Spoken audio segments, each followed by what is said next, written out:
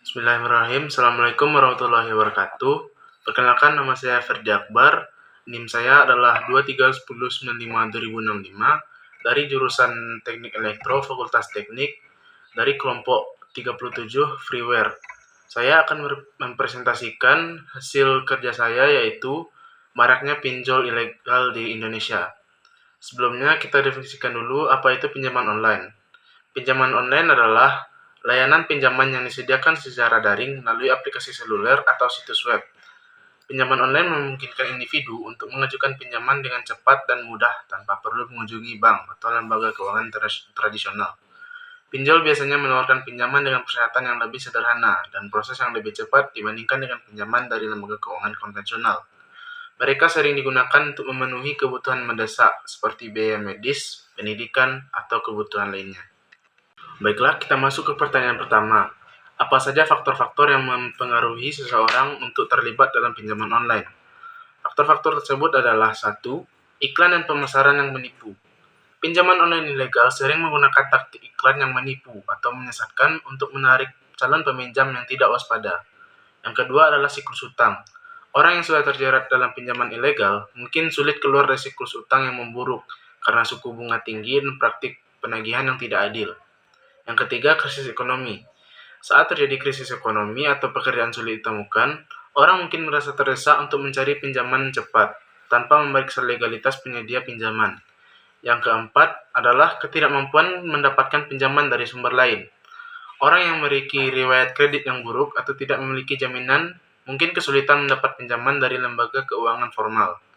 Penting untuk diingat bahwa terlibat dalam pinjaman online ilegal dapat berdampak serius pada keuangan dan kehidupan seseorang. Oleh karena itu, penting untuk selalu mencari pinjaman dari sumber yang sah dan memahami sepenuhnya persyaratan serta risikonya sebelum mengambil pinjaman. Kita masuk ke pertanyaan kedua. Apa dampak negatif yang ditimbulkan oleh seseorang yang sudah terlibat dalam pinjaman online ilegal? Pinjaman online ilegal dapat memiliki banyak dampak negatif terhadap seorang individu maupun masyarakat secara umum. Dampak-dampak negatif tersebut yaitu 1. Suku bunga tinggi. Pinjaman online ilegal seringkali menawarkan suku bunga yang sangat tinggi, yang dapat membuat utang semakin membesar dan sulit untuk dilunasi. Ini dapat mengakibatkan beban finansial yang berkelanjutan. Yang kedua, praktik penagihan yang agresif. Pinjol ilegal cenderung menggunakan praktik penagihan yang agresif, seperti ancaman dan pelecehan, yang dapat merusak kesehatan mental dan emosional peminjam. Yang ketiga, siklus utang yang mematikan. Karena suku bunganya tinggi dan persyaratan yang ketat, banyak peminjam terjebak dalam siklus utang yang sulit diputuskan. Mereka terpaksa mengambil pinjaman baru untuk membayar yang lama, menciptakan spiral utang yang berbahaya. 4. Ketidakamanan data pribadi. Pinjol ilegal mungkin tidak memperlakukan data pribadi peminjam dengan aman, yang dapat mengakibatkan risiko pencurian identitas dan penyalahgunaan informasi pribadi. Yang kelima, kriminalitas dan ancaman fisik. Beberapa pinjaman online ilegal terlibat dalam kegiatan ilegal dan dapat terlibat dalam ancaman fisik terhadap peminjaman yang gagal membayar. Pertanyaan terakhir, bagaimana cara menghindari agar tidak terlibat dalam pinjaman online ilegal, serta solusi bila sudah terlibat pinjaman online ilegal?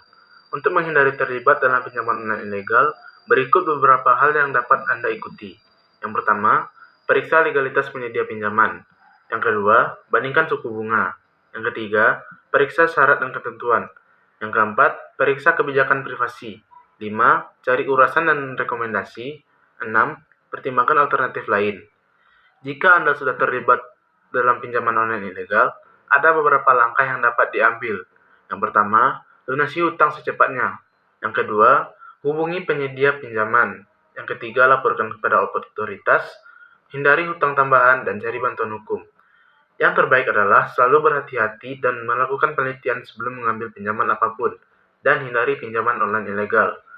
Pinjaman online ilegal dapat membawa masalah finansial yang serius dan risiko hukum, jadi penting untuk menghindarinya.